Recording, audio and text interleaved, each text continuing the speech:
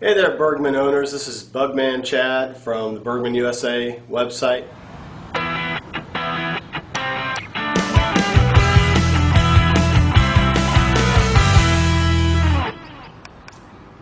just wanted to take a moment and show you how to install the LED lights in your mirror. One thing that I've found over the years of riding my Bergman is that it's very easy to forget that your blinkers are on.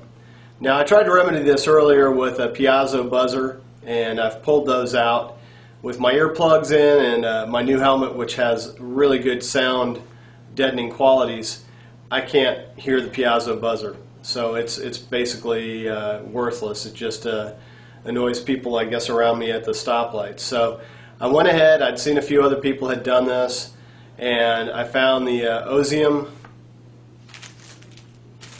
flexible LED strips, as you can see here, and I'll show you a close-up in a minute and tell you some of the features. And I switched those out with the piezo buzzer. The great thing about this is it's very cheap to do. I just took it out for a test run, and not once, of course it is brand new, I didn't notice that I couldn't notice them. It's very obvious in my peripheral vision that there's something blinking. So that's the two things, and it's a super easy upgrade. You can do it probably in about 10 minutes. If you've never done anything like this before, let's say 15, maybe 20 minutes.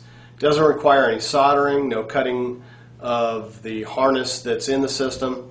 It's basically cutting the wire that comes with the Ozium LED and stripping it and plugging it into an already existing harness. Just takes a little bit of finagling to make sure you got it in there right. But it was very easy. The Ozium LEDs are 12 volts, so there's no capacitors, no extra wiring required. It would seem to be a pretty easy upgrade to me, and I'm all about easy upgrades. So I'm just going to take a moment and show you a couple of the features. Okay, here's a close-up of the Ozium strip. It's a flexible LED strip, and this one's 2.4 inch. And as you can see here, it's flexible, which I found to be very useful because in the application that I was using it in the housing of my mirror, I needed it to flex a little bit. So with the flexibility, it allowed it to look like a factory install. I was very happy with the way it turned out. The other benefit of this very thin strip is that it doesn't really block any of the mirror, which some of the other blinker reminders or extra blinkers I've seen that are shaped like arrows and would attach to the actual mirror, they would block as much as 20 to 30% of the mirror. So I was not happy with that as an option and had actually gone with the piezo buzzer as a remedy for quite some time. As it turns out, the piezo buzzer was next to useless. Between my helmet and my earplugs, I couldn't hear it at all, and I'm sure that people at stoplights were pretty annoyed by it. So that's the last thing. I don't want to annoy anybody. I want them to notice me. I want them to be aware of me, but I do not want to annoy them. Now, if you look here, it comes with a double-sided sticky tape, and here's a great thing. This particular LED, it's in a kind of a flexible housing. As you can see, it's square, so on each side there's a surface for mounting, so you could put it on any one of the three sides. This particular one's the 2.4 inch orange, and there's, as you can see, 6 LEDs installed here, so 3 and 3, that makes 6. Very easy to install, very noticeable. I was very happy with how it worked out, and I'll be looking forward to getting to the point where I don't notice them and hopefully will still be reminded that my blinkers are on. Okay, currently you're looking up on the underside of the mirror housing. This piece here in the front would be the reflector, and this is the little piece that I was talking about right here. That piece is it's just a little kind of a cover, and it just pops out, as you can see. Just clips in there, it pops out, and then once you've done that, you just want to reach up in here and unscrew the Phillips head screw. Okay.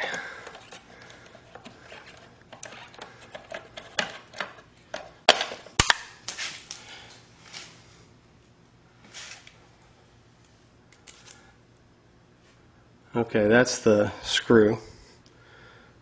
You see that?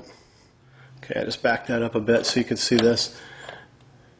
Just stick this up in there, and you can see I'm just putting a little bit of pressure forward, and then this piece pops out.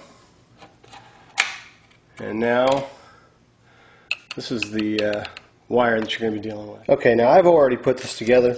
This is the wire that comes through for the actual LED strip. This is the housing, and as I said before, you just push up on this tab. You can see here I'm pushing up with my thumb, and then you pull it apart. So you got to make sure they're just separated. And again, here's the two wires. I guess it's more like about ½ an inch is what I bent it and slipped it into the piece here. Okay, and I just slipped it in on the top side there so I get good contact. Again, there's a black and white striped wire, and on this side it's solid black, on the other side it's a lime green like it is on here. So just a correction there, I guess. Make sure that the copper side goes with the black and white wire. Okay, you can see here I got the wires back in place, and I just like to push them to the side, that way they don't come in contact with one another. And then you slip the clip back over it. Do it gently so they don't slip out. And that snaps back in place, you can feel it. And I'm just going to do a quick test. Okay, the blinker's working great. This just all slips back in to the space. Told you there's two tabs here.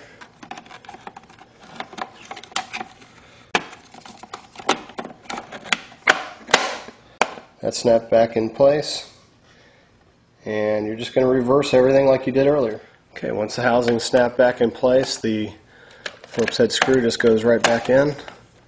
Just make sure it's in, and you'll feel it tighten. It's not too many screws, and then this little cap goes back in place. That's all there is to it. And that took me probably about 5 minutes in total, even filming it. So two sides, you should be able to knock it out in about 10 minutes if you're familiar with it. 20 minutes if you're not.